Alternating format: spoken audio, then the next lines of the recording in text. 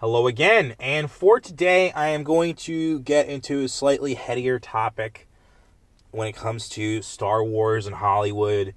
For me, what I've seen since, the release of Star Wars Episode 4 A New Hope and another big blockbuster from a similar era called Jaws,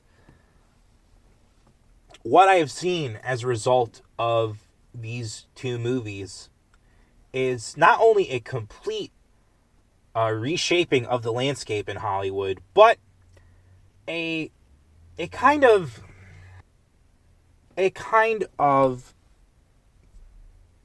sorry, it's just really hard to put this into words, because for me, the copying of Star Wars has kind of slightly ruined Hollywood. And what I mean is in two different phases. The first phase is obviously the Star Wars knockoffs, and I talked about that in the cultural impact of Star Wars video. There are knockoffs like Battlestar Galactica, Battle Beyond the Stars, Krull, shit like that never really took off the way Star Wars did, because for Star Wars, it was kind of just A, a lightning in a bottle moment, and B, such a great understanding of the stuff it was borrowing from that it was essentially the ultimate patchwork kind of reimagining of a film. And to just copy paste that formula, it becomes more and more hollow over time.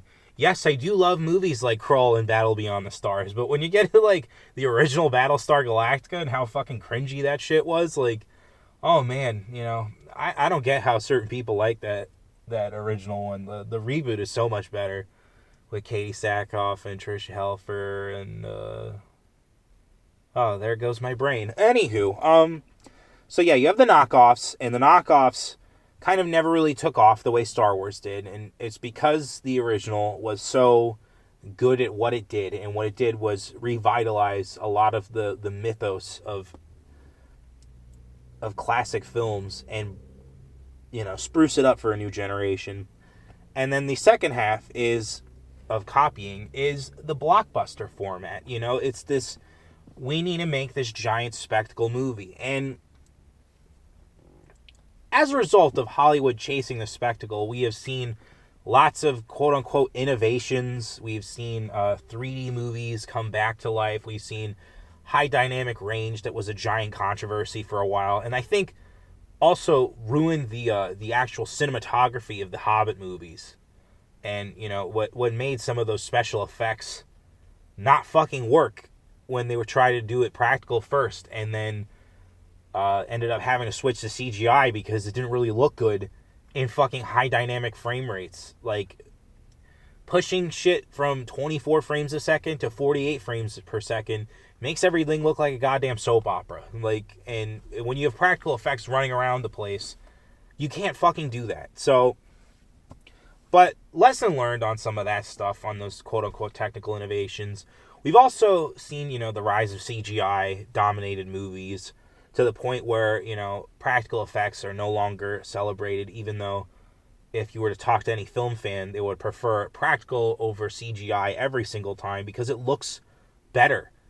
When you see it, it feels real. It feels more real than some uncanny valley CG creation that is trying to convince you that it's real. And, we could talk all the live long day about those kind of technical mishaps, but when it comes down to it, filmmaking is all about telling a story. And we are losing filmmaking as an art form through creating this narrative around blockbusters, and that we need to have blockbusters every year. We need to have big-ass fucking movies. And I think that even though it is based on a comic book property, Joker really showed a lot of, people that you can do a really stripped-down, character-based film, and if it's, culturally resonant with the times, people will go fucking bug nuts over that movie and help it to make $1 billion at the box office, with no help from China, by the way.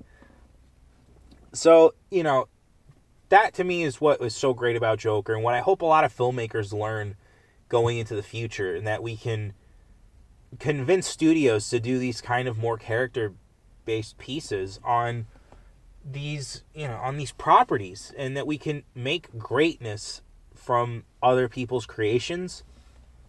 And as a result, though, with just the blockbuster era of modern Hollywood, we have also lost a lot of what made indie film magical. And I blame indie films' failings on the Oscars, and I will more than likely do a video when it's closer to the Oscar season on why I hate indie movies. But at the same time, because the indie movies are so stacked against this fucking giant industry of blockbusters, there's no way that people are going to see your fucking movie unless it's like really flashy and loud and really eye-popping. You got to have crazy visuals in order for people to go see it in droves now. You can't just do a small-scale character-based piece unless it's a fucking property. And, maybe we can convince people to come back to those kinds of movies through the property movies that do that kind of shit, like Joker. But, we're never going to get, like, a Godfather again. We're never going to get fucking Goodfellas. We're never going to get those kinds of movies again, where they're filmmaker-focused and story-driven.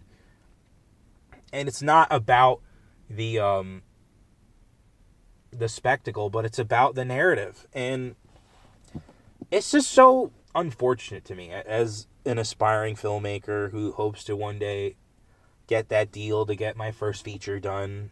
I'm just slowly coming to the realization that if I want to get anything done as far as making my own movies, I'm going to have to self-finance a fucking majority of it, because there's no point.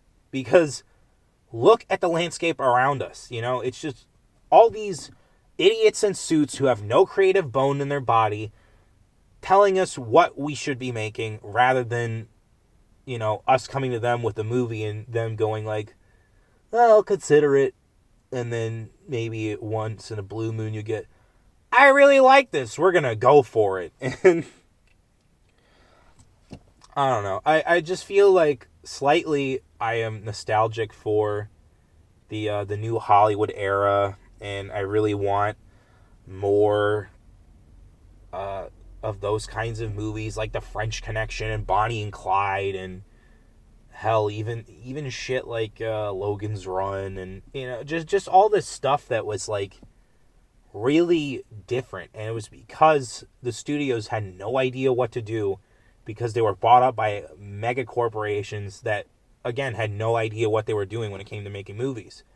And so I'm going to start to wrap this up, but yeah, the copying of Star Wars caused a decline in Hollywood, and it's not a decline financially, it's a quality decline. It is a decline in good storytelling. And, you see this specifically with a lot of the filmmakers that have come up now. You see people like J.J. Abrams and people like Rian Johnson. Rian Johnson, who is this indie darling, and then he gets to do one fucking major studio movie, and then he completely fucking turns into this fucking shell of himself. And J.J. Abrams was always kind of a corporate man, but his lack of ideas was never so brazenly on display as it was with fucking Star Trek Into Darkness and Star Wars The Force Awakens. Two movies that he did like one after the other with no hesitation. And for me, it's just really appalling to see this kind of Hollywood landscape and what it's become, and what has not been done to stop the monster, to say, hey, am I out of touch? Am I making things that are actually worth giving a shit about? No, it's the children who are wrong.